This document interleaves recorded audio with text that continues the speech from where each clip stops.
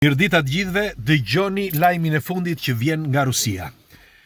Gjykata Supreme e Rusisë dënon tashmë të gjitha organizatat satanike jo vetëm në vend, por edhe në botë. Pra, nuk sepse ato të vendit i ka që të gjitha të kontrolluara se askush nuk mund të bëj organizata satanike në Rusi. Për ata që nuk e din, në vitin 1997 ishte hera e fundit që ishte një organizat, si mund të quhet, ose një shoqat që jo se deklaronin që ishin satanist, por kishin disa nuanca satanizmi dhe ajo që ndodhi ishte të mërshme.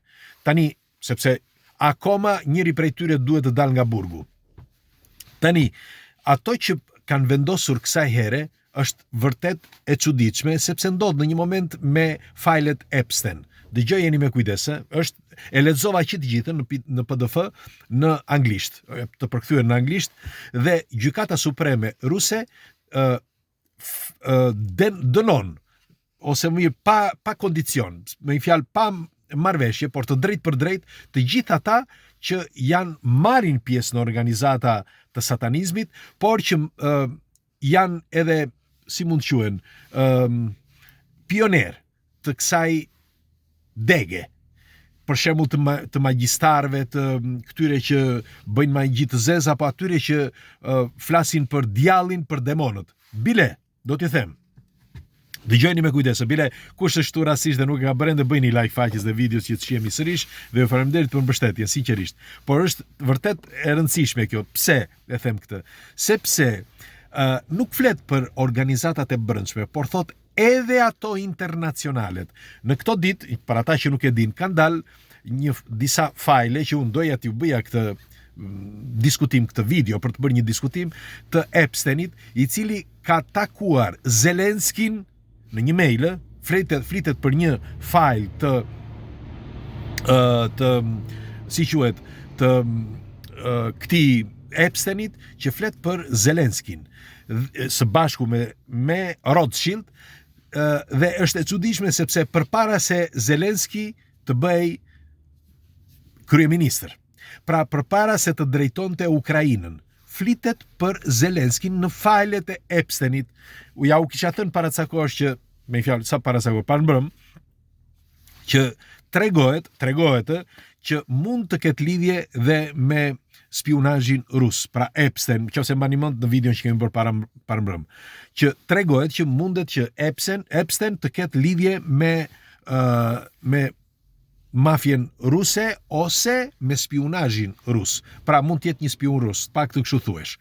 Tani, pse dikush nga ju mund të thotë tani që po mirë, ç'lidhje kanë, nëse ai ka ndihmuar për Zelenskin që të dali, nuk është me Rusin, por është kundra Rusisë. Shikoni, ka disa spion që quhen spion të fjetur, ose disa lojra të spionazhit që nuk mund të kuptohen, sepse i di vetëm ai që bën spionazhin.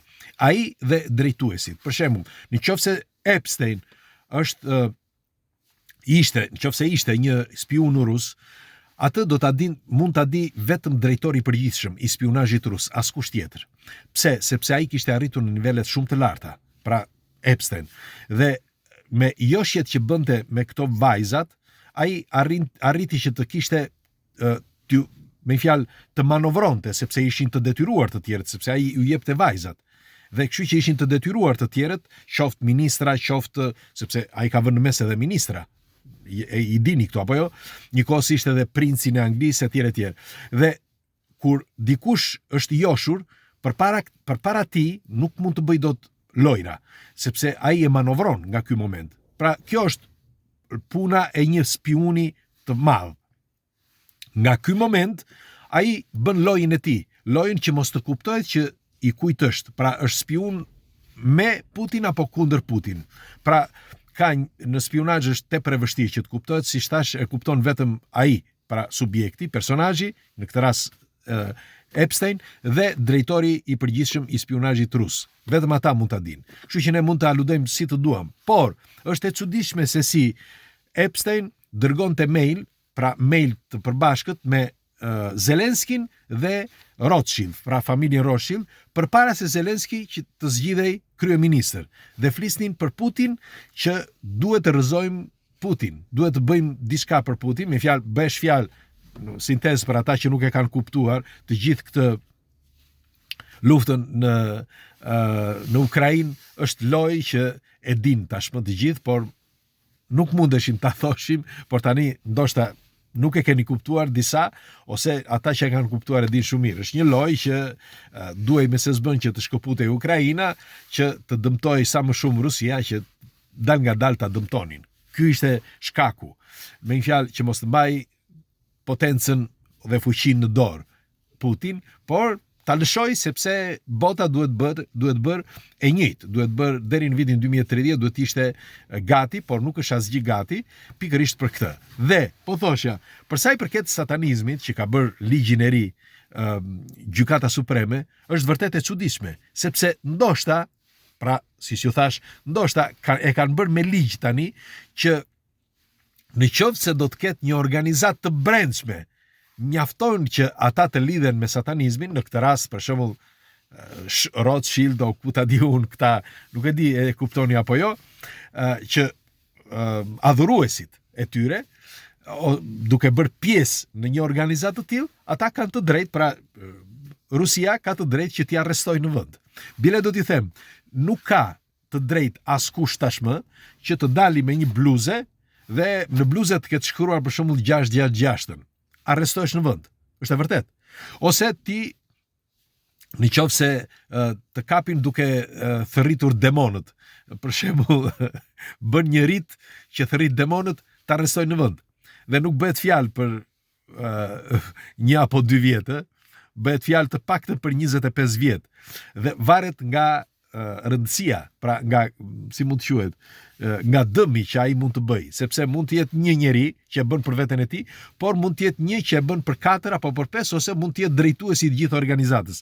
Pra, qoftë publikisht në mes njerëzve, qoftë edhe brenda shtëpisë tënde apo në një vend të mbyllur, ti nuk ke të drejtë në Bashkimin Sovjetik që të ushtrosh një profesion të tillë.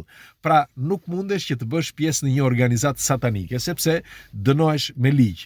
Dhe tjetra është që unë mendoj që duke shkruar që dënohet me ligj edhe një organizatë internacionale, kjo do të thotë shumë, sepse nuk flet vetëm për vendin, por ai, pra Putin, synon shumë larg.